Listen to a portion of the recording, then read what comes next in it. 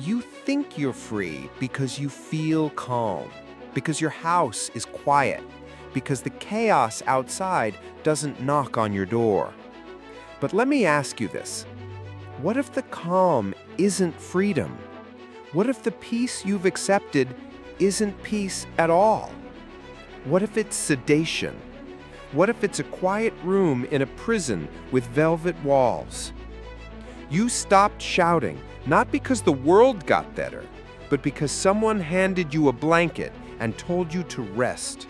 They told you to focus on yourself, to protect your peace, to stay in your lane.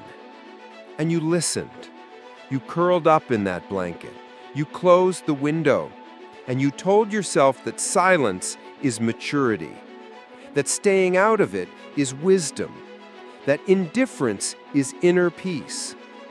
But deep down, you know better. Because every time you scroll past injustice, every time you bite your tongue when someone speaks in lies, every time you ignore the voice inside that says, "This isn't right," you feel it.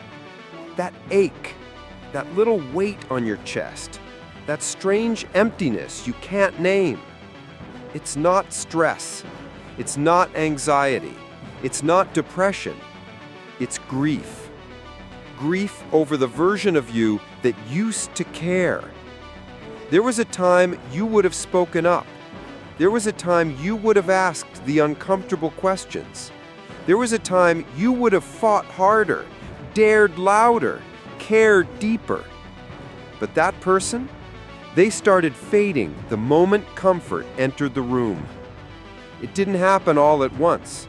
It was slow, subtle, strategic. One free trial at a time. One streaming show at a time. One "it's not my business" at a time. You didn't surrender. You were simply softened. Not with force, not with fear, but with offers. Here's something to numb the pain. Here's a distraction from the truth. Here's a dopamine hit to keep you passive. And it worked. God, it worked so well. You're not angry anymore. You're not driven anymore. You're just comfortable. Too comfortable to fight. Too comfortable to rise. Too comfortable to feel. This is not peace. This is the illusion of peace, engineered, packaged, sold, and delivered right to your soul. It's not accidental. It's not organic. It's designed. And if you look closely, you'll see the fingerprints of a society that thrives not when you're free, but when you're content enough not to question. You'll see the hands of corporations that profit more when you're pacified than when you're powerful. You'll see the motives of institutions that fear your conviction more than your compliance. And you've mistaken your numbness for healing. You've mistaken your silence for maturity. You've mistaken your detachment for peace. But what you really lost was your urgency, your fire, your voice. There's something deeply haunting about a generation that no longer knows what it's missing. You were born with a voice, but somewhere between adulthood and exhaustion, you traded it for quiet. You traded it for comfort. You traded it for peace. And now you walk around emotionally sedated, spiritually starved, and strangely okay with it. But here's the truth you don't want to hear. You are not okay. And pretending to be okay is the most dangerous kind of self-betrayal, because the world needs your discomfort. It needs your questions. It needs your conviction.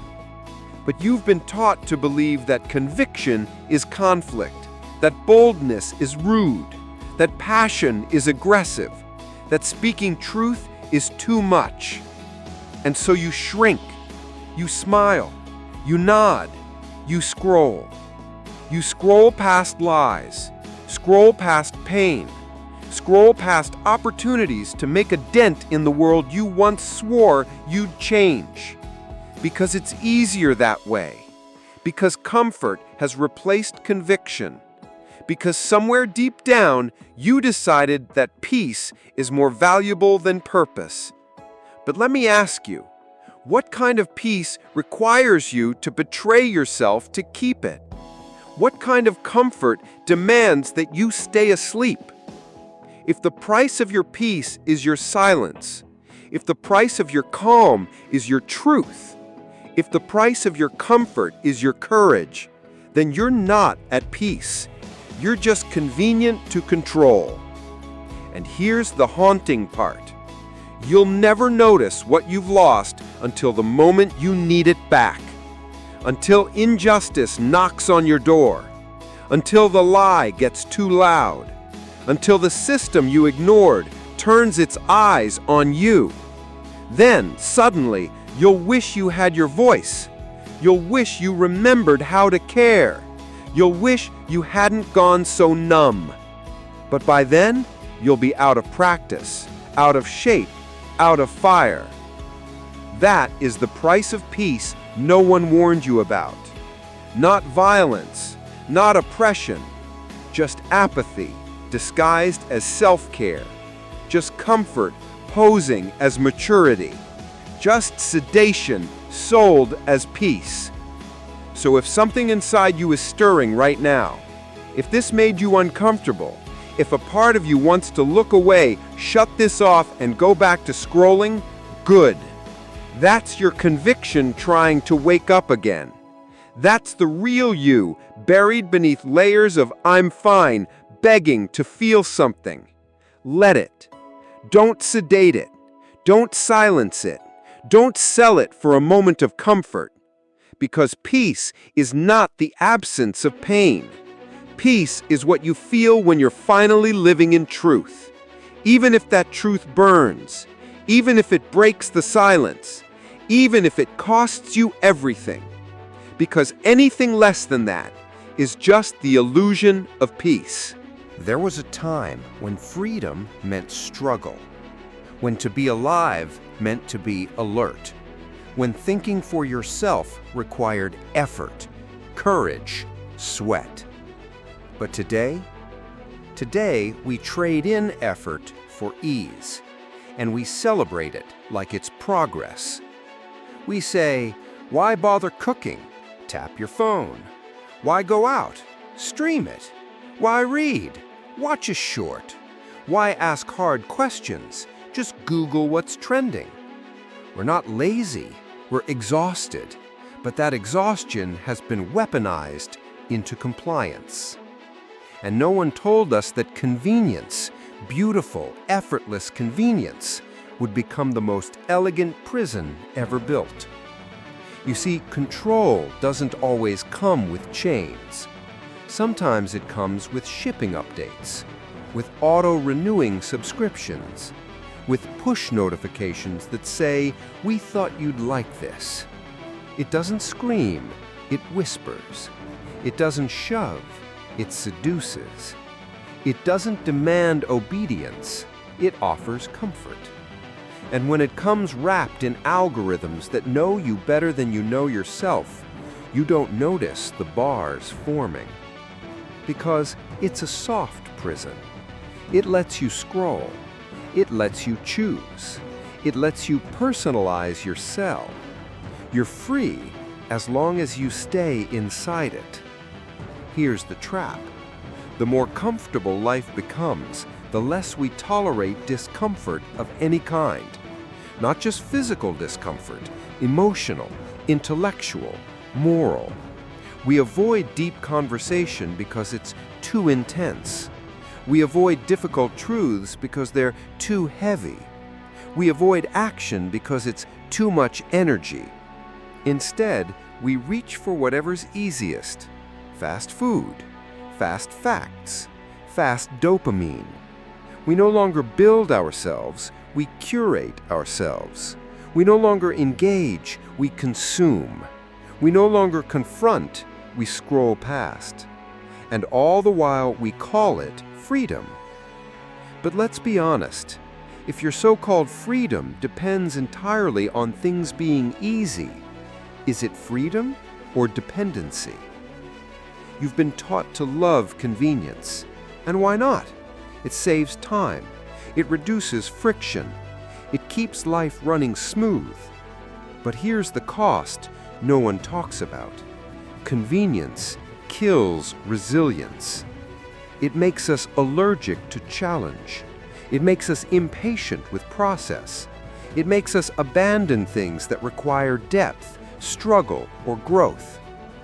Because why wrestle with a book when you can scroll quotes on Instagram? Why have a hard conversation when you can mute and block? Why care about the world when your feed only shows what you already agree with? Convenience has made us emotionally lazy, and that laziness has made us easy to control. Let's go deeper. In a world where discomfort is now labeled toxic, any system that makes you feel just comfortable enough can steer you wherever it wants. This is not a conspiracy theory. It's behavioral economics. It's tech psychology. It's real. When they give you ease, you give them data. When they give you frictionless access, you give them attention. When they give you just enough pleasure, you stop asking why. And the scariest part? You don't even know it's happening. Because it feels good.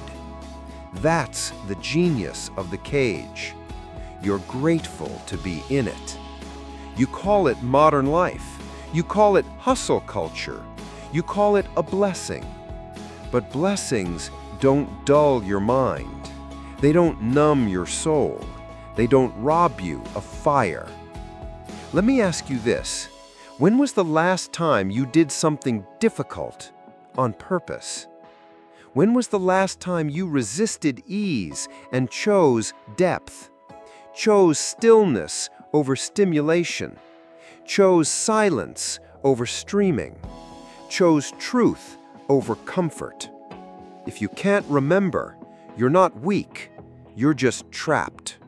Not by someone's force, but by your own habits. They sold you the idea that comfort equals peace, that ease equals self-care, that friction equals trauma, and you believed it. But ease, unchallenged, unlimited, unconscious ease slowly robs you of the very things that make you alive. Grit, purpose, conviction, sacrifice. These things aren't found in comfort. They're forged in struggle. But struggle doesn't sell. Discomfort doesn't trend. Conviction doesn't go viral. So you don't see it. And without it, you grow soft. Here's a bitter truth. Most people aren't too weak to change the world. They're just too comfortable to care. And that's all it takes. You don't have to enslave a population. You don't have to censor them, beat them, silence them. You just have to entertain them, feed them, make life convenient enough that they never feel the urgency to resist. That's how you keep people asleep. Give them everything except meaning. Let me paint a picture. You're sitting on your couch. You're full. You're entertained. You're connected to the world. You feel calm. But deep inside, you feel nothing. No fire, no ache, no unrest. And that emptiness, that's not peace. That's the cage. Because peace without purpose is anesthesia, and comfort without conviction is control. They gave you comfort so you'd stop reaching for courage. They gave you ease so you'd stop needing meaning. They gave you pleasure so you'd stop asking questions. And you accepted it, gratefully. But here's the good news. The cage can't hold someone who wants to feel again, who wants to hurt, ache, stretch, struggle, if it means becoming real again. You don't have to destroy the system. You don't have to start a revolution. You just have to choose friction again. Start with one thing. Read the full book, not the highlight reel. Have the uncomfortable conversation. Say no to the easy lie. Sit with the silence. Let your soul itch again. Let your mind stretch again. Let your courage rise again. Because when you do, you'll start to see the cage. And once you see it, you'll never unsee it again. This is the moment it begins. The moment you stop mistaking ease for freedom. The moment you stop thanking your captors for your chains. The moment you stop calling sedation self-care. Because this time, you want to wake up. You want to feel again. You want more than comfort. You want your soul back. You didn't mean to sell anything. There was no contract, no dramatic moment of betrayal, no soul-devouring bargain signed in blood. It was quiet, subtle, unseen. But you traded something. Piece by piece, day by day, comfort by convenience. And by the time you noticed what was missing, you'd already forgotten what it felt like to live without the trade. Let's name it for what it is: a silent transaction. You were given things: comfort, entertainment, convenience, distraction, the illusion of safety. And in return, you gave away things that felt small at first, but were everything. Curiosity, conviction, urgency, wonder, discomfort, truth. You gave up questions in return for quick answers. You gave up meaning in return for dopamine. You gave up voice in return for belonging. You gave up rebellion in return for approval. And the scariest part? You didn't even know you were trading. It started with silence. You stayed quiet during the meeting. You smiled at the lie. You shared the popular opinion even though your soul disagreed. Just once. But silence is never a one-time decision. It's a pattern. It's a reflex. It's a muscle. And you trained it to be strong. The more you used it, the easier it got. And the easier it got, the less you questioned why. Until silence became your new truth. Until comfort became your new conscience. Until fitting in became your new gospel. Then came the numbness.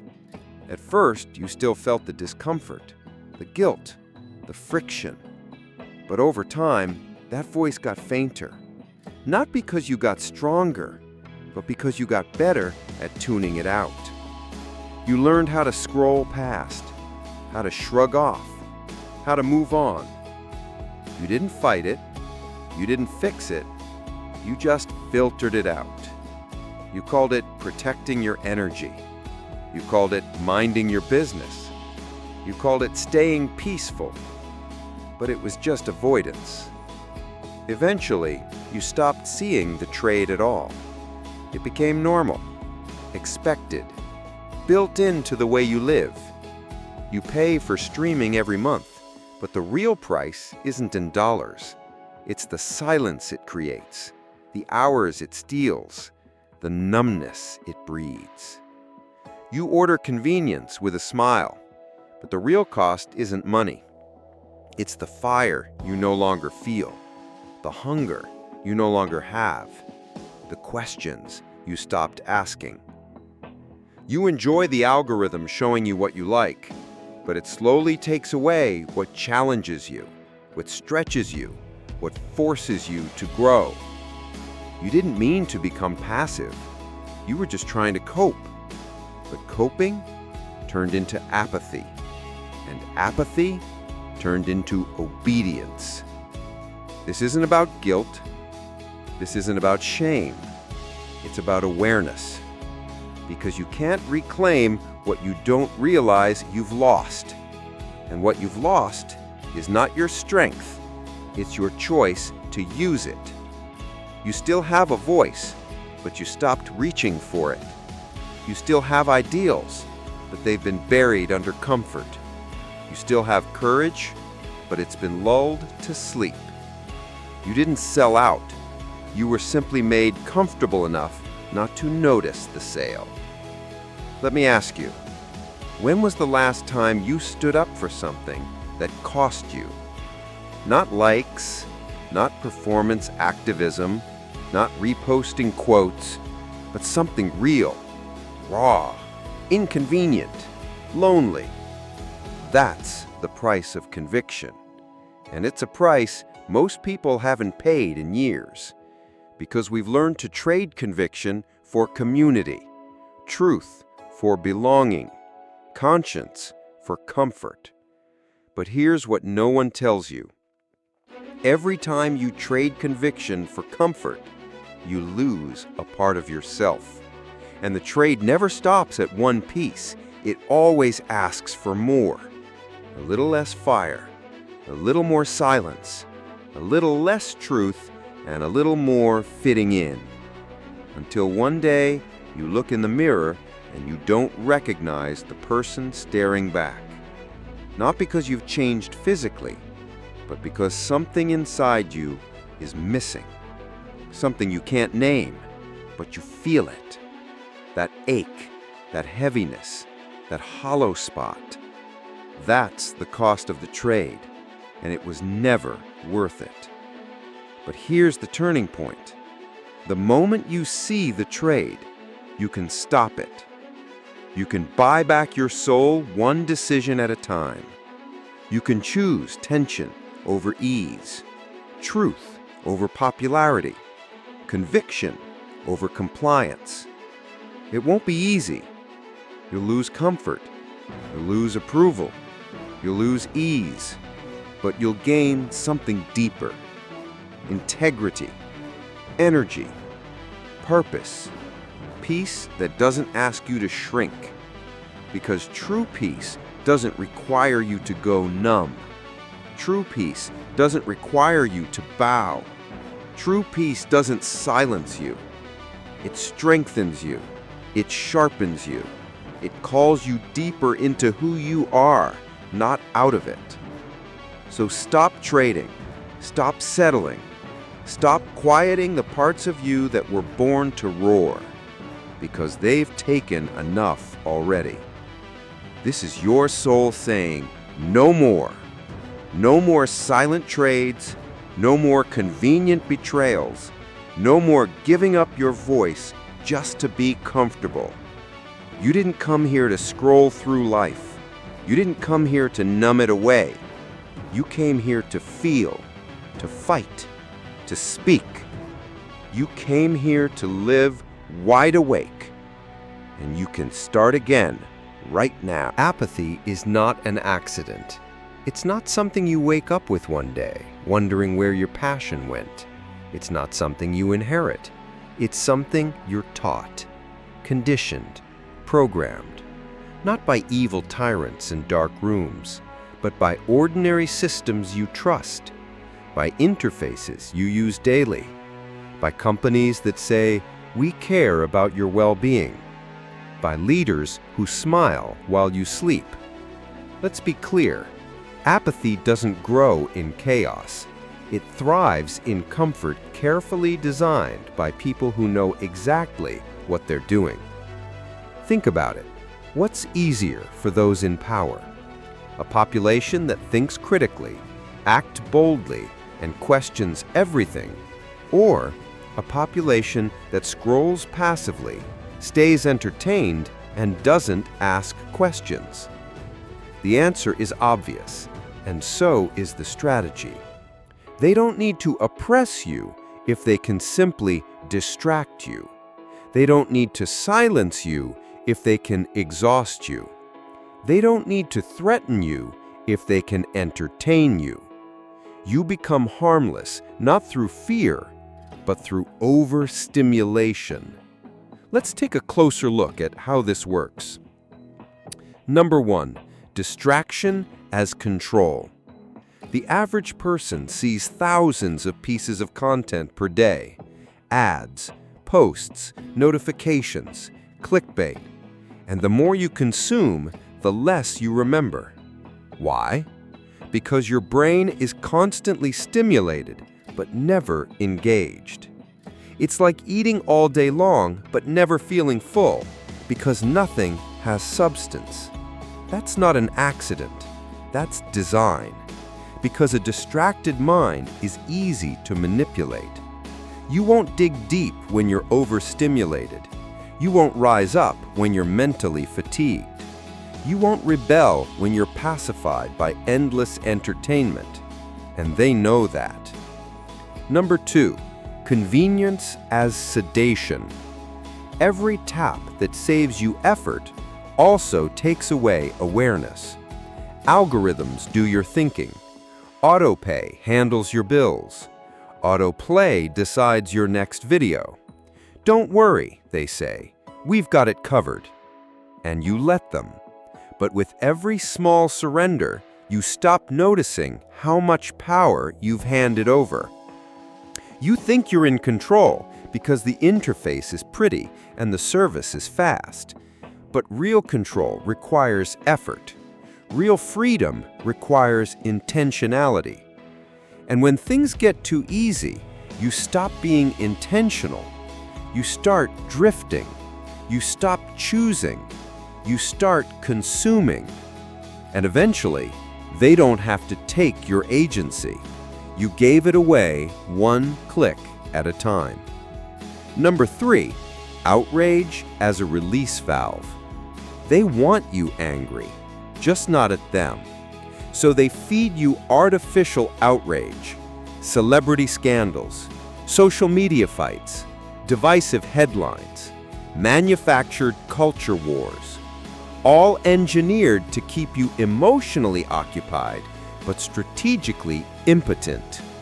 You feel like you're fighting something, you feel alive, but nothing actually changes, because that outrage never touches the real systems behind the scenes. It's all noise, all theater, all by design. Number 4, emotional manipulation masquerading as empathy. Brands don't sell products anymore. They sell identity, belonging, virtue. We support mental health. We stand with justice. We believe in you. It sounds beautiful. It feels comforting. But underneath, it's marketing. It's designed to win your loyalty, so you'll never question their deeper actions. Because if they appear caring, you'll let your guard down. But real empathy doesn't require constant consumption. Real justice doesn't come in the form of hashtags and merch. You were given emotionally charged illusions to keep you passively engaged.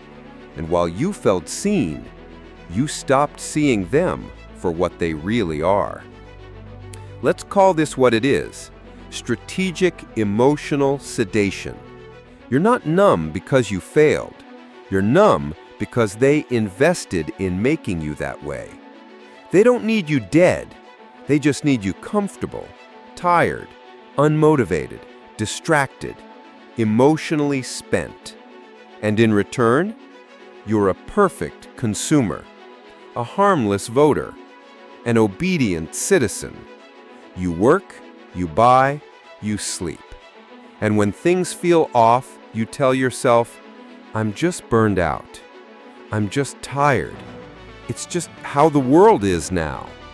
But no, it's not just life, it's design. Now pause and ask, who benefits from your apathy? Not you, not your family, not your future, not your soul. It's the ones selling you peace without truth, convenience without purpose, well-being without awakening. It's the ones who look at your comfort and see profit, who look at your silence and see power, who look at your fatigue and see opportunity. You don't need to fight back with rage.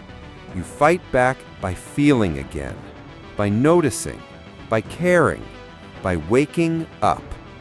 That is the greatest threat to systems designed to sedate you. Because a feeling person becomes a questioning person. A questioning person becomes a resisting person. And a resisting person cannot be controlled.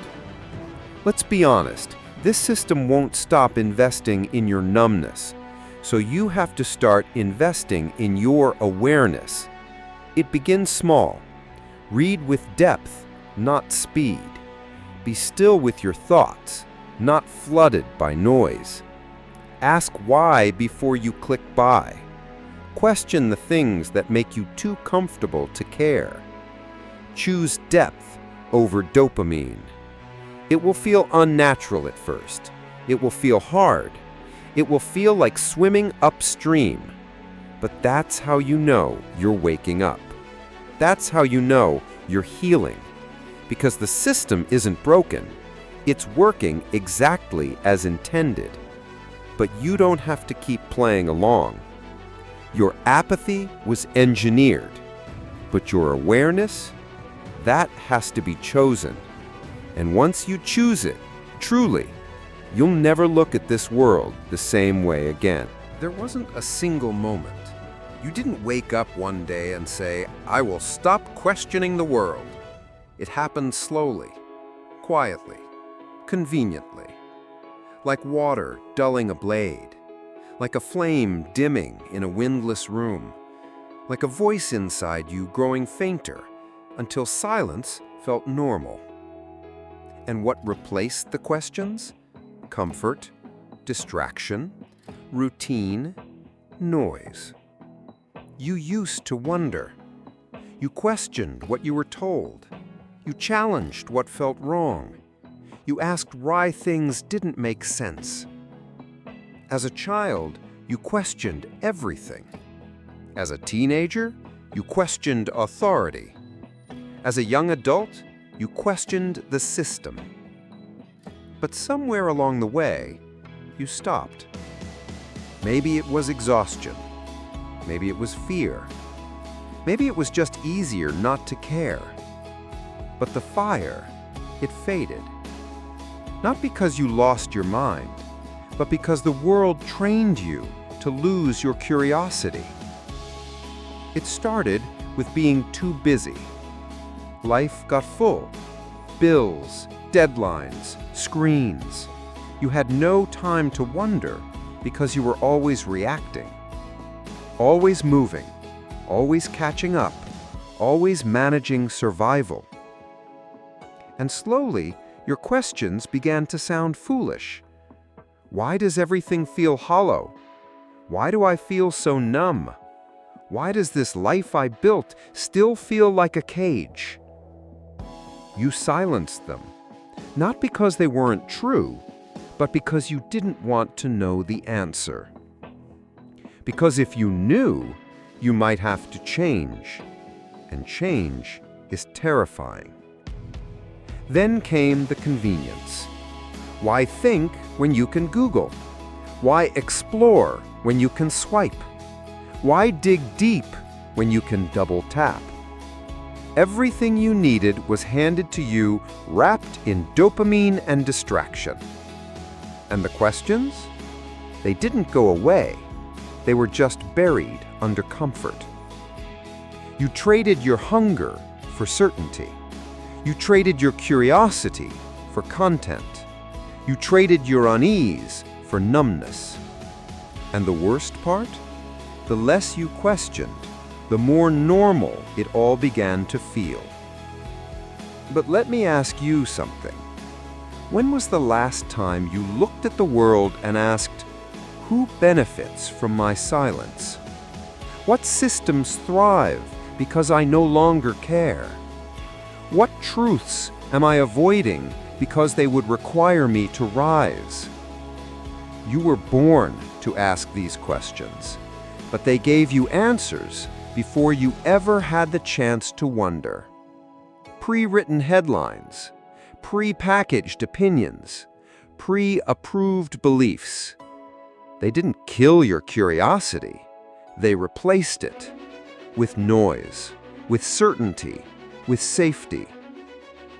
But safety is not truth, and silence is not wisdom, and comfort is not clarity.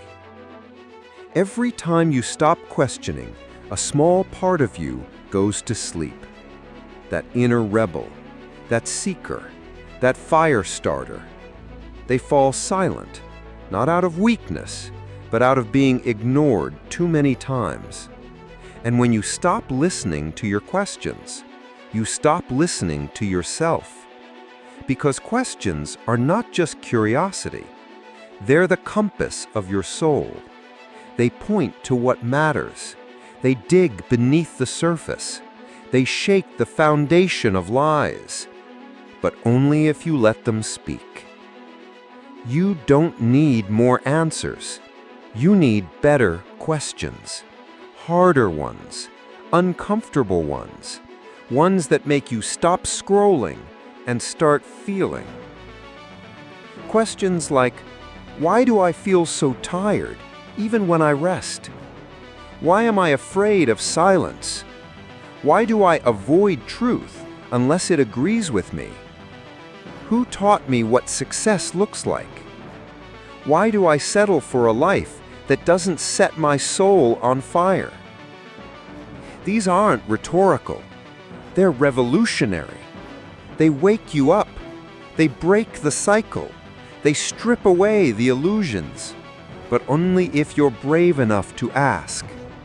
And yes, asking questions is painful because it means facing your reflection without filters.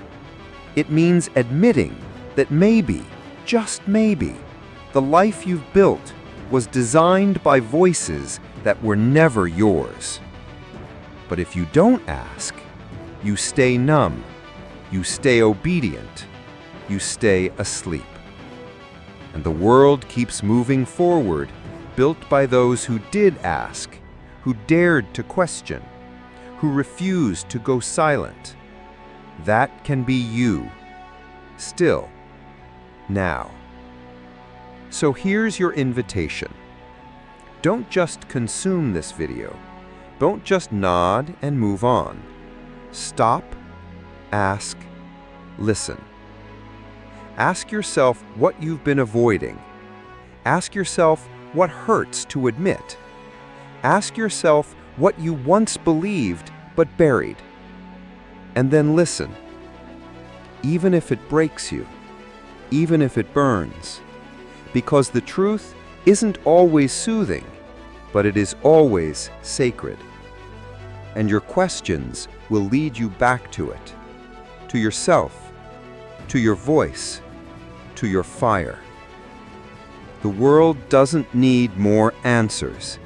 It needs more people willing to ask again, to disturb the silence, to challenge the lie, to awaken what's gone numb.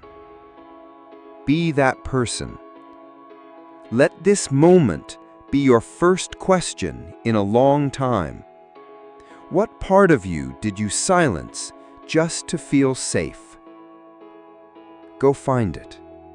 It's still waiting for you. We say it like a badge of honor, like proof that we matter, like we're doing something right. I've just been so busy. I can't keep up with everything. There's too much going on. And it's true. Our calendars are full, our inboxes are never empty, our minds spin from morning to midnight. But here's the uncomfortable truth. Busyness is not always a symptom of purpose. Sometimes it's a shield, a distraction, a beautifully camouflaged escape route from the things that truly matter. Let's call it what it really is, the myth of too busy to care. You say you don't have time to think, to reflect, to speak up, to engage. But the deeper truth, you're not too busy. You're too overstimulated to feel, too emotionally taxed to question, too addicted to speed to sit with discomfort. Because caring takes energy, it takes attention, it takes space to breathe. And in a world designed to keep you moving, stillness becomes impossible. So you stop caring not because you're cold, but because you're overwhelmed. Let's break it down. The machine of modern life. We're living in a system that praises motion over meaning. You're rewarded for being productive, even if what you're producing is hollow. You're praised for being responsive, even if your responses are thoughtless. You're promoted for endurance, even if what you're enduring is spiritual erosion. So we grind, we hustle, we perform, and we collapse into bed thinking, at least I got through the day. But getting through the day isn't the same as living, and checking tasks isn't the same as fulfilling purpose. You can be busy every hour and still deeply, dangerously lost. Here's how busyness becomes a spiritual decoy. It gives you just enough momentum to avoid stillness, just enough urgency to ignore discomfort, just enough chaos to drown out your own voice. And when you feel that ache in your chest, that quiet question like, "Is this all there is?" you silence it by saying, "I just don't have time to think about that right now." But it keeps coming back, in the pauses, in the cracks, in the moments when the noise fades and you realize how empty all that movement has become. You weren't born to rush through life like a checklist. You weren't made to confuse exhaustion with meaning. You were made to care, to feel, to wrestle, to ask, to act. And that requires presence. But presence can't grow in the soil of constant urgency. You have to reclaim space, mental space, emotional space, spiritual space. Without it, you can't care deeply. You can only react quickly. And reactions don't change the world. Conviction does. Let's go deeper. You don't just fill your schedule with tasks. You fill it with defense mechanisms. Busyness protects you from guilt, from fear, from confronting the parts of life that no longer make sense. You tell yourself you don't have time to feel sad, don't have time to examine the lie, don't have time to listen to your own pain. So you scroll, you rush, you caffeinate, you overbook, but your soul is still waiting for you to come home. And that's why you feel so disconnected, even surrounded by people. That's why your to-do list never makes you feel accomplished. That's why you feel like you're running without knowing where to. Because you're not too busy for meaning. You've just been taught to fear what happens when the motion stops. Let me be clear. This is not an attack on ambition. This is not a call to quit your job or abandon your responsibilities. This is about waking up to the lie that motion equals meaning, that chaos equals value, that busy equals important. You don't need to do more. You need to care more. And caring doesn't always require action. It requires awareness. It requires slowing down long enough to notice what you've become numb to, the people around you, the injustice in front of you, the longing inside you. These things are not distractions. They're direction. They're the signals trying to cut through the fog of your routine. But they can't reach you if you're always in motion. Ask yourself, when was the last time you sat in silence without checking a screen? When was the last time you let a thought fully finish instead of interrupting it with a notification? When was the last time you were fully present with someone without thinking of what's next? If you can't remember, that's not failure, that's conditioning. But the good news? You can break it. You can reclaim your attention. You can choose margin over madness. You can create pockets of space where your soul can breathe again. Because caring deeply is not a weakness, it's resistance. In a world that wants you numb, to feel is revolutionary. In a system that wants you distracted, to focus is warfare. In a life that rewards performance, to pause is holy. Here's the shift. Stop saying, "I'm too busy." Start saying, "This hasn't been a priority." And then ask yourself, why not? Why hasn't meaning been a priority? Why hasn't healing been a priority? Why hasn't truth been a priority? And if the answer is, because I've been surviving, then be gentle with yourself. You are doing your best. But survival is not the end goal. Freedom is. Conviction is. Peace with purpose is. And all of that begins the moment you stop running and start feeling again. So no, you're not too busy to care. You're just one moment of stillness away from remembering how much you always did. And that is the beginning of everything. Tyranny doesn't always come with boots and bullets. It doesn't always scream orders or chain you to a wall. Sometimes it comes with warm blankets and all-you-can-eat subscriptions. Sometimes it speaks softly and says, "Don't worry, we'll take care of that for you. Stay here, it's safer. Why bother? It won't change anything." And that voice doesn't sound like a dictator. It sounds like your own thoughts. It sounds like comfort. But don't be fooled. Comfort can be the softest form of control, not because it hurts you, but because it makes you stop resisting. Let's be clear, not all comfort is bad. Rest is sacred. Safety is beautiful. Healing requires space.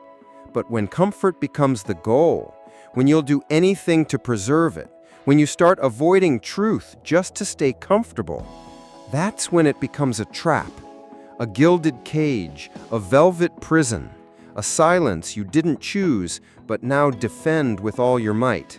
Because once you're addicted to comfort, you'll fear anything that threatens it, even if it's the truth. Here's how it works.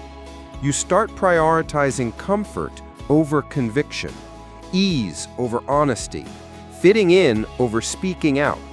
Little by little, your standards shift. You no longer ask, "Is this right?" You ask, "Will this disturb my peace? Will this make people uncomfortable? Will this cost me something?" And if the answer is yes, you stay silent. You look away. You numb yourself. Not because you're cruel, but because you've been trained to believe that peace is fragile, that your comfort is worth more than your conscience. But here's the truth. Peace that depends on silence is not peace, it's fear. And comfort that requires you to ignore injustice is not healing, it's sedation. You didn't become apathetic because you stopped caring. You became apathetic because you were made comfortable enough to forget why caring mattered. Because they gave you just enough food to keep you full, just enough entertainment to keep you distracted, just enough stability to keep you compliant, just enough noise to keep you numb. And in return, you gave up your fire. This is how control works now. It doesn't threaten you, it flatters you. It rewards you for being quiet. It calls you mature when you stop resisting. It calls you balanced when you stop feeling deeply. It calls you wise when you stop caring so much. But wisdom without passion is apathy. Maturity without conviction is cowardice. Balance without fire is death wearing a smile. Let's take a historical breath. In ancient Rome, they called it bread and circuses. Give the people food and entertainment, and they'll forget they're not free. It worked then. It works now. Except the bread is Uber Eats. The circus is TikTok. The empire is everywhere. And the citizens? They're fine. They're busy. They're staying out of it. Because they were taught that a good life means a quiet life. That safety means not getting involved. That freedom is the absence of discomfort. But that is not freedom. That is domestication. You weren't born to be domesticated. You weren't made to be tamed by comfort. You weren't created to trade your roar for a remote control. You were meant to feel, to speak, to push back, to rise. But here's the dilemma. Once you taste comfort, your soul starts negotiating. Maybe I don't need to care about that. Maybe I don't need to rock the boat. Maybe it's not my problem. And each maybe is a tiny death. Let's get brutally honest. If your peace depends on injustice being ignored, is it peace? If your happiness requires other people to stay silent, is it happiness? If your freedom exists only because someone else is controlled, is it freedom? And if the price of your comfort is your conscience, is it worth it? Because the truth is, you're not protecting your peace. You're protecting the system that sold it to you. And the system doesn't want you to burn with purpose. It wants you to burn out with performance. It doesn't want you to speak. It wants you to stay just content enough to stay quiet. So what do? You get uncomfortable on purpose. You question the parts of your life that feel too easy. You confront the things that feel off but quiet. You unnumb your soul, even if it stings. You let conviction matter more than convenience. You let discomfort become your compass again. Because the real threat to the system isn't your anger, it's your awakening. A fully awake human is dangerous, not because they burn things down, but because they see clearly. And once you see clearly, you stop settling, you stop bowing, you stop trading your fire for furniture. So here's your invitation. Don't let comfort become your cage. Don't let peace become your excuse. Don't let numbness become your identity. Instead, let the questions come. Let the tension rise. Let the fire return. Because you were never meant to be kept. You were meant to live free. Even if it's messy, even if it's loud, even if it's uncomfortable. Especially if it's uncomfortable. Once upon a time, you felt urgent about truth, about justice, about your life. There was a fire in you. You wanted to speak up, stand for something, make it count. You didn't need to be told to care. You couldn't help but care. But now, you're tired. You're overwhelmed. You're not even sure what's worth the effort anymore. It's not that you stopped feeling. You've stopped believing your feelings matter. And that's how urgency dies. Not in one dramatic moment, but through slow, quiet erosion. Urgency is a fragile thing. It depends on a sense of agency, the belief that what you do can make a difference. But today, you look around and see so much noise, so much outrage, so much exhaustion. And you start to think, what's the point? Nothing changes. They won't listen. Someone else will handle it. And just like that, your urgency turns into cynicism. Not because you're cold, but because you've been disappointed too many times. Here's the deeper truth. The death of urgency is not an accident. It's a strategy. Because urgency is fuel. It makes people march, organize, speak, build, disrupt. So what happens when those in power don't want disruption? They don't have to silence you. They just have to convince you that nothing matters. They have to drain your will, not your body, but your hope, your drive, your inner why. Let's look at what's really happening. You care, but you scroll instead. You ache, but you laugh it off. You notice injustice, but you minimize it. You feel passion, but you second-guess yourself. You see suffering, but you feel paralyzed. It's not because you don't want to act. It's because you no longer trust that your action will do anything. That's what makes this form of control so dangerous. It doesn't crush you. It convinces you to crush yourself. And it starts early. You're told, be realistic. Stay in your lane. Don't be dramatic. You're too sensitive. That's just how the world works. Over time, you internalize those voices. You call it maturity. You call it emotional regulation. You call it choosing your battles. But what if you stopped choosing any battle? What if your emotional numbness isn't wisdom, but woundedness? What if the problem isn't that you care too much, but that you've been trained to be ashamed of caring? The death of urgency is also the death of vision, because urgency doesn't just come from pain. It comes from hope, from imagining that a different world is possible, that your voice has power, that your effort still matters. And when you stop imagining, you stop moving. You go through the motions, you stay informed, but do nothing. You feel guilty, but don't change. You become a ghost, present in body, absent in spirit. And the world loses something sacred, your awakened soul. But here's what no one tells you. Your urgency isn't gone. It's buried beneath the distractions, beneath the fatigue, beneath the pain of too many letdowns.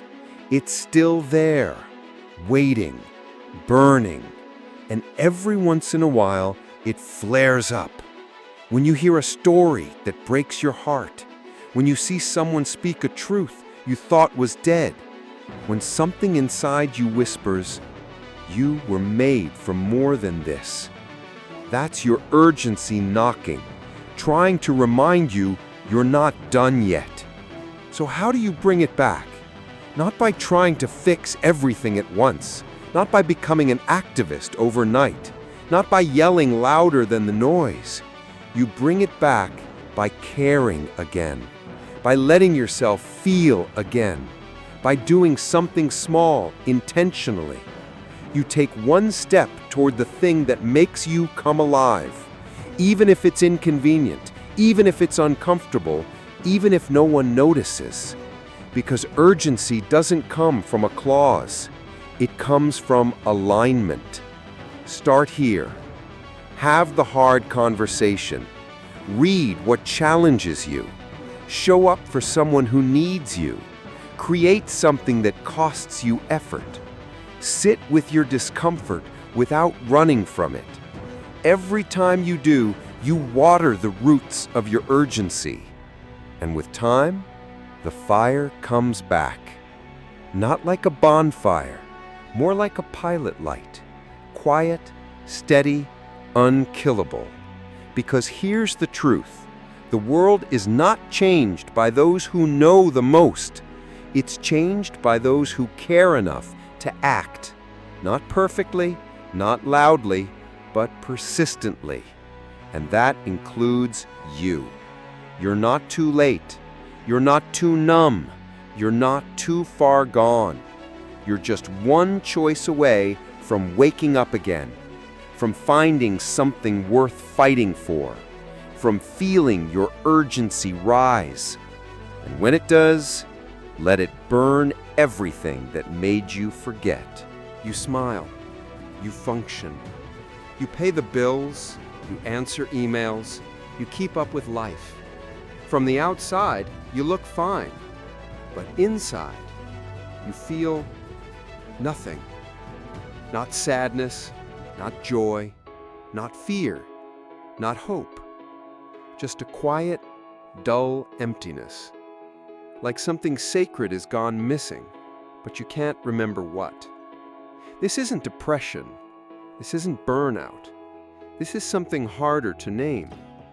It's spiritual numbness. You didn't choose it. You didn't see it coming. It just happened. Like fog creeping in slowly, you didn't notice it was taking over until it became your new normal. And now, you live in the fog. You laugh, but it doesn't land. You pray, but it feels hollow. You wake up, but don't feel alive. You scroll, but don't remember what you saw. It's not that life hurts, it's that it doesn't feel like anything anymore. And that is the scariest place to be. Because pain means you're still connected, still tethered, still breathing with purpose. But numbness? Numbness means something has been severed. Not your body, not your mind, but your soul. You've lost your ability to feel. Not because you're broken, but because this world slowly convinced you it was safer not to. Let's be honest. Feeling deeply is dangerous. When you feel, you care. When you care, you risk. When you risk, you get hurt. So somewhere along the way, you built a wall. You told yourself, it's better not to feel too much. It's better to stay neutral. It's better to be strong. But what you really meant was, I'm tired of being disappointed. I don't trust the world with my heart anymore. I don't want to be let down again. And so, brick by brick, you buried your sensitivity. You called it growth, but it was actually grief. The grief of losing the part of you that still believed, still burned, still ached. This is what spiritual numbness looks like. You're surrounded by noise, but your heart hears nothing. You're full of opinions, but feel disconnected from truth. You chase comfort, but never feel at peace. You're tired, but don't know what from.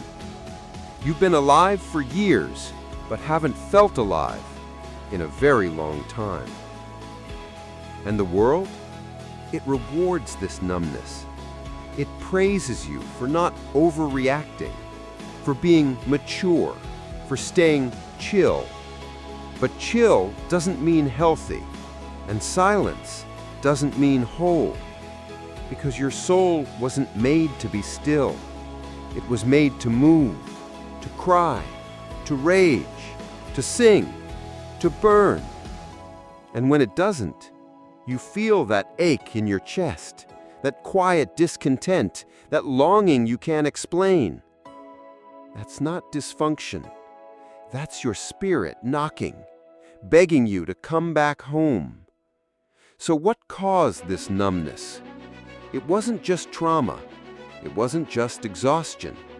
It was overexposure to everything and deep connection to nothing.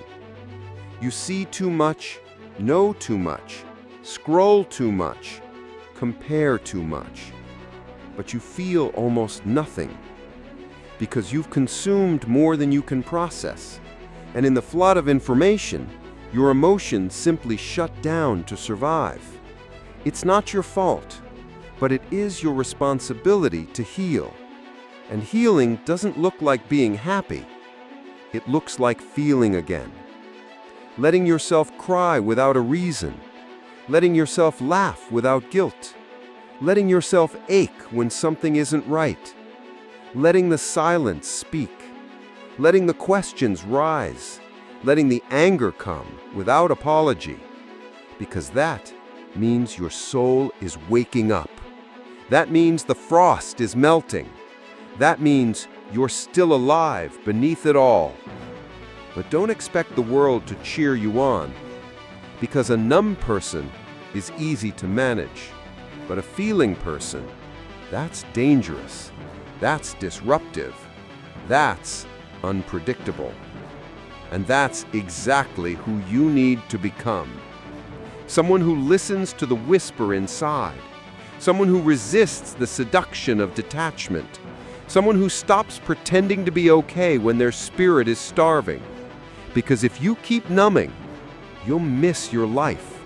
You'll miss the depth, the fire, the people who needed the real you, the moments that were supposed to shape you, the truth that was meant to wake you. So ask yourself, when did I stop feeling deeply? What part of me did I bury to survive? What truth did I avoid because it was too painful to face? And what would it take to feel again? Not all at once, not perfectly, just honestly. Let the tears come. Let the tension rise. Let the ache say what words cannot. That ache is your soul's protest. That ache is your soul's prayer. That ache is your soul saying, I'm still here. Don't forget me. You don't need to fix your life today. You don't need to find all the answers. You just need to feel one thing honestly, and let that become your way back. Because spiritual numbness doesn't get solved with noise. It dissolves in stillness, in honesty, in courage. And you are already brave enough. Because reading this means something inside you is still reaching, still listening, still burning. And that spark, that tiny flicker, that's where resurrection begins. You think you found peace, but what if it wasn't found? What if it was given to you, packaged, polished, pre-approved?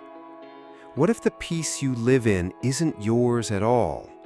Not earned, not rooted, not real, but built for you by systems that profit when you're too calm to care, too satisfied to question, too content to rebel, too spiritually sedated to even notice you've gone numb.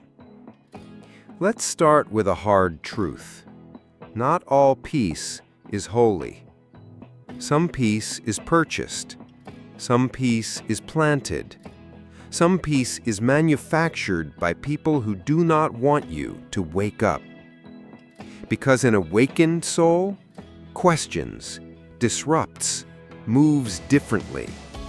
And a society built on consumption and compliance can't afford too many of those. So they build a substitute, a version of peace that looks good but empties you from the inside out. And it begins with this message. You deserve to feel good, always. Sounds innocent, right? But what it really means is, don't confront, don't dig deep, don't disrupt. Just chase what makes you feel good now. That message, repeated enough times, becomes a worldview.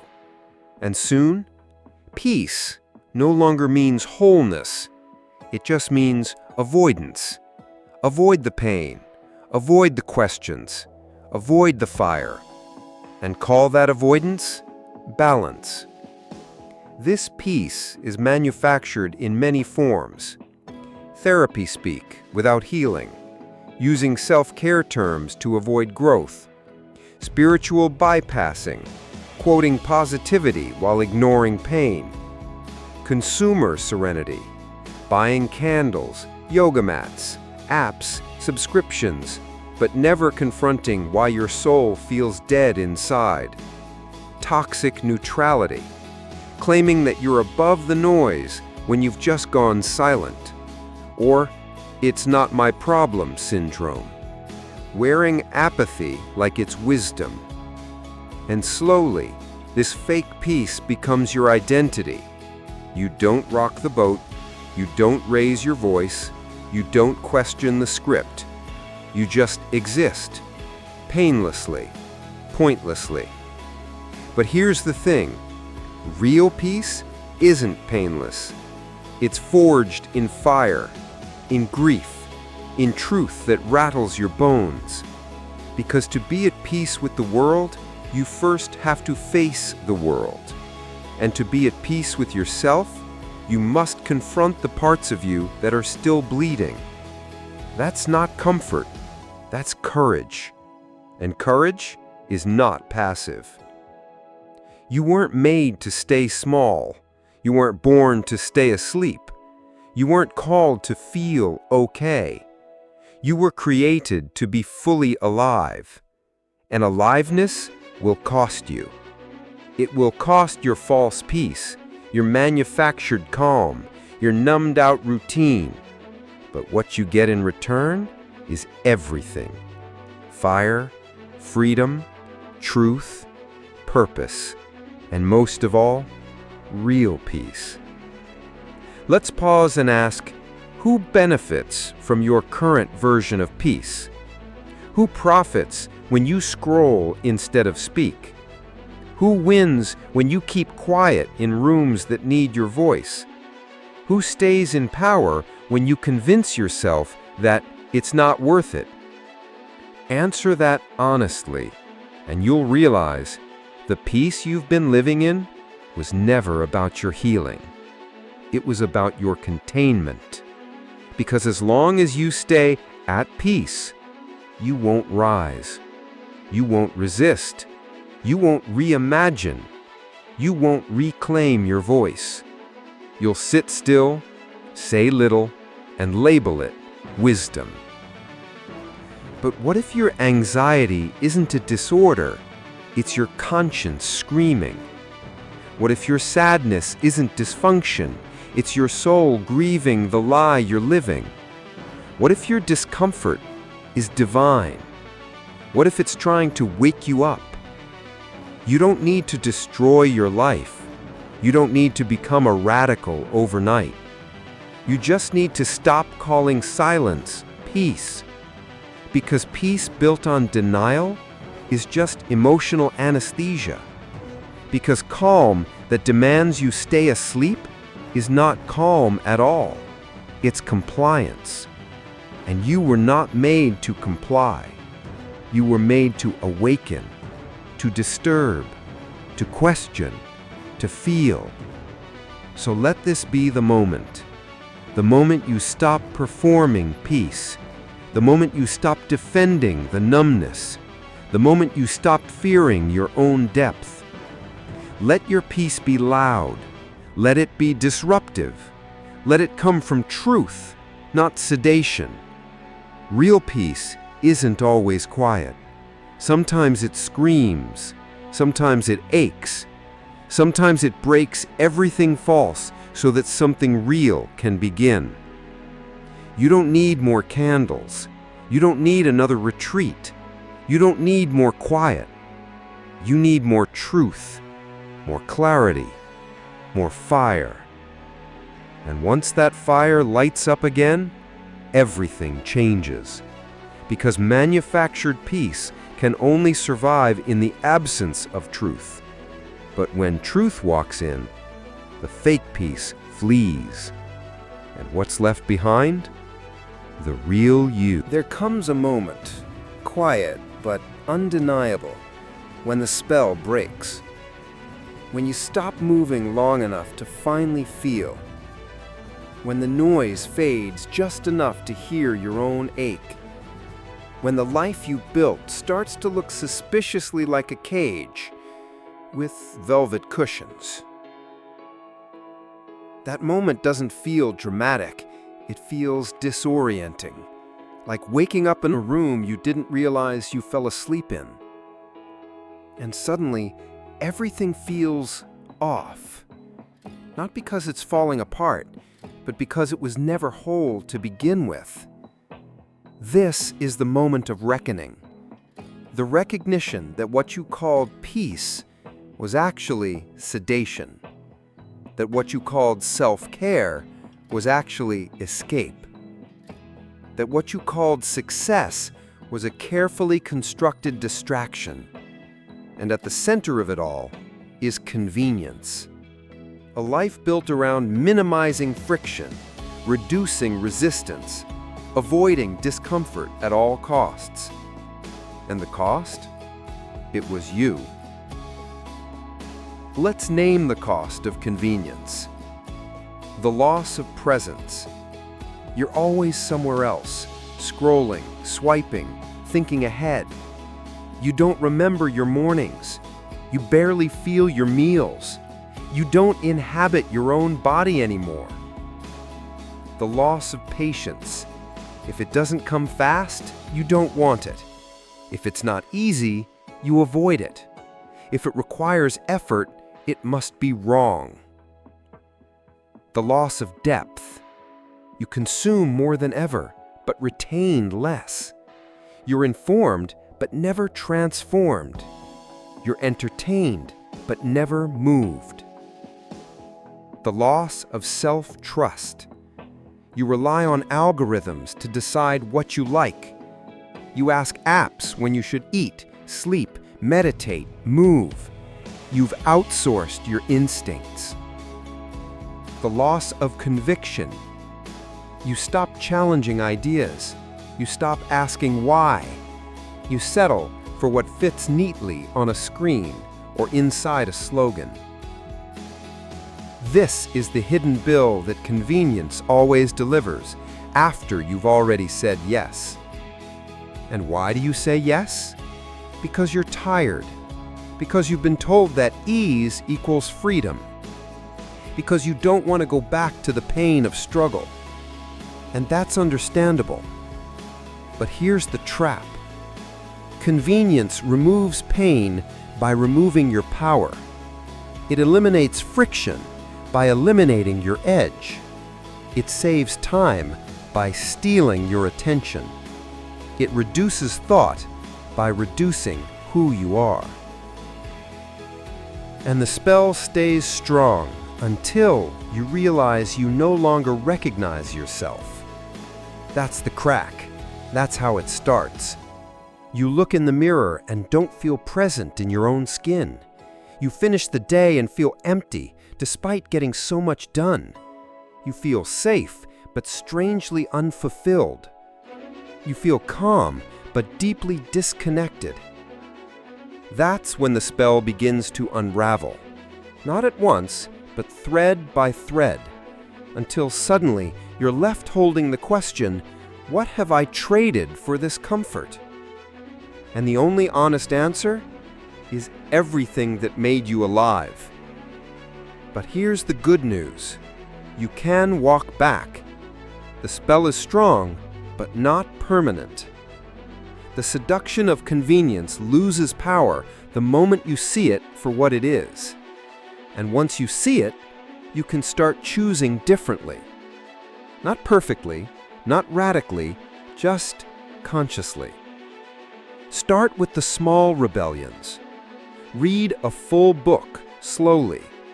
Not because you have to, but because it stretches you. Walk without earbuds. Let silence return to your senses. Eat without your phone. Let taste reintroduce you to the present. Write by hand.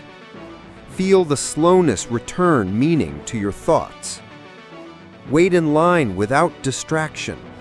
Let discomfort teach you something again. These aren't productivity hacks. They're acts of spiritual resistance. Because in a world that wants you numb, slowness is rebellion. Depth is protest. Awareness is power. But be warned. As you break the spell, you'll grieve. You'll grieve the years you were asleep. You'll grieve the convictions you abandoned. You'll grieve the depth you traded for efficiency. Let yourself feel it. Don't rush through it. That grief is sacred because it means you've woken up. And once you're awake, you'll never see the world the same again. You'll hear the marketing lies. You'll notice the design of the apps. You'll question the systems that ask for your silence. But most importantly, you'll feel yourself again. You'll hear your voice returning. You'll feel your instincts sharpening. You'll sense your urgency rekindling. Because you've broken the contract. You've looked comfort in the face and said, "Not at the cost of my soul." And that's the beginning of freedom. So ask yourself, where has convenience become control in my life? What do I keep choosing because it's easy, even though it's killing something inside me? What am I afraid to feel, because feeling might require change? And what would it look like to start choosing discomfort on purpose? not recklessly, but deliberately, because you know what's at stake now, because you've seen the cost, because you remember who you were before the spell, and because you are done sleepwalking. You've been taught your whole life to chase comfort, to run from pain, to avoid friction, to pick the easier option, to call peace what is actually numbness. But here's the sacred paradox. Everything that matters lives on the other side of discomfort. Conviction, growth, courage, integrity, truth. They don't come dressed in warm blankets. They don't arrive in 2-day shipping. They don't live in comfort zones. They live in the sacred tension, in the questions that burn, in the choices that stretch, in the moments that ask more of you than you want to give. And if you want your fire back, you have to start walking toward the discomfort again. Let's be honest. Discomfort isn't glamorous. It doesn't look impressive on Instagram. It doesn't get applause. It feels like saying the honest thing and being misunderstood, admitting you were wrong and feeling exposed, leaving something safe even though it makes no sense to others, taking responsibility when you'd rather hide, asking questions that don't have neat answers, choosing purpose over popularity again and again. But discomfort isn't the enemy. It's the threshold, the test, the refining fire, the rite of passage into a life that means something. Most people never come back from sedation because they never choose discomfort again. They keep numbing, they keep scrolling, they keep rationalizing their silence. Now's not the time. I need more clarity. It's not my role. I'm not ready. But the truth is, you'll never feel ready. You'll never feel fully safe. You'll never feel like it's the perfect moment to step forward. That's what makes it sacred. Discomfort is the doorway, and you have to walk through it on purpose. So how do you begin? You start by listening to your body, the tight chest, the quickened breath, the uneasy pit in your stomach. These are not signals of danger. They're signs that you've hit a threshold of transformation. Don't run. Don't medicate it away. Don't scroll past it. Breathe into it. Stand in it. Let it speak. Let discomfort become your compass. Here's the truth most won't tell you. Discomfort is where conviction is reborn, because only in the friction do you find out what you truly believe. Only under pressure do your values reveal themselves. Only when it costs something does truth become real to you.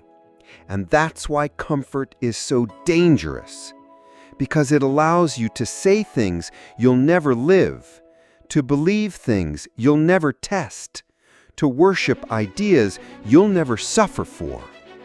But conviction without discomfort is just a performance. And you weren't made to perform. You were made to live on fire. So here's what becoming uncomfortable again looks like. Saying no when the room expects yes. Leaving the group chat that mocks what you hold sacred. Calling out the thing you've stayed silent about for too long. Having the conversation you've avoided for years. Changing your habits not because someone told you to, but because your soul demanded it. And at first, it will feel like death, because you're not just letting go of ease, you're letting go of the identity comfort built around you. But that identity was never real. It was a mask, a costume, a version of you built to be liked, not to be alive. You don't have to destroy your life. You just have to stop protecting the version of it that keeps you asleep. That version of you, the one who never speaks up, never risks, never breaks a sweat, that's not the real you. That's the edited you, the safe you, the palatable you. But the world doesn't need more palatable people. It needs people on fire. It needs people who tremble and speak anyway, who ache and move forward anyway, who fear but still choose to feel. And that kind of person is born in discomfort. So stop waiting to feel good. Start choosing what is true. Stop chasing peace if it costs your integrity. Start pursuing purpose, even if it shatters your routine. Discomfort isn't a threat. It's your invitation back. Back to your convictions, back to your soul, back to the parts of you that never stopped believing in something more. And each time you choose discomfort over sedation, you reclaim a piece of yourself, until one day you're whole again. Not comfortable, but whole. Not passive, but anchored. Not numb, but fully, dangerously, beautifully awake. Because the truth is simple. You don't need to feel better. You need to feel more.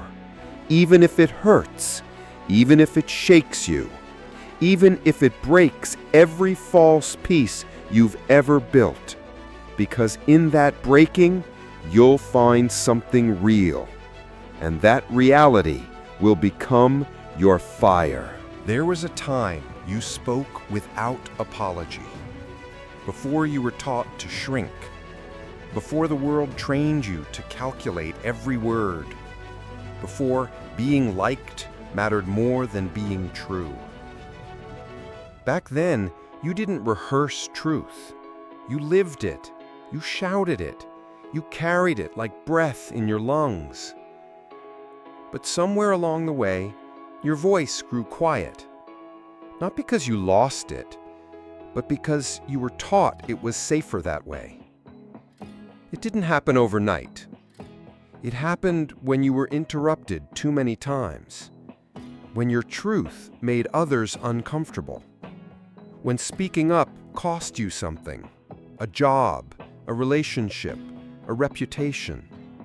And so you learned, it's better to stay quiet. Don't cause problems. Keep the peace. No one wants to hear this anyway. And slowly, silence became your reflex. You called it wisdom. You called it maturity. But it was just fear wearing a calm face. Here's the haunting part. You didn't stop speaking because you had nothing to say. You stopped because your truth stopped being welcomed. And in a world where people are rewarded for echoing, not challenging, you learned to echo, to repeat the script, to play the part, to stay in line. Not because you're a coward, but because you're human. Because rejection stings. Because belonging matters. Because survival sometimes demands silence. But now that silence is eating you alive. You feel it in your chest, in your gut, in the moments when everyone nods and something inside you screams, "This isn't right." But you stay quiet. You laugh with the joke that isn't funny. You smile through the conversation that violates your soul. And every time you do, your voice fades a little more. Not the sound, the source, the sacred root. But here's the truth you've forgotten. Your voice was never meant to be convenient. It was meant to be consequential. It was meant to shake things, to rattle illusions, to build and destroy with the same breath. You don't have to be loud. You don't have to be angry. You don't have to be right. You just have to be honest and willing to be heard. Even if your voice trembles, even if your truth costs you, even if no one claps. Because here's the secret. Your voice doesn't need permission. It needs permission from you. It doesn't belong to culture, or to approval, or to algorithms. It belongs to the part of you that still believes in something more. In meaning, in justice, in healing, in honesty, in change. And when that part of you speaks, the world may not agree, but it will feel the shift. Because truth always makes noise, even when whispered. So how do you reclaim the voice you've quieted? You stop editing your soul to fit the moment. You speak even when your voice shakes. You share what matters, not what trends. You challenge the comfortable lies. You refuse to apologize for clarity.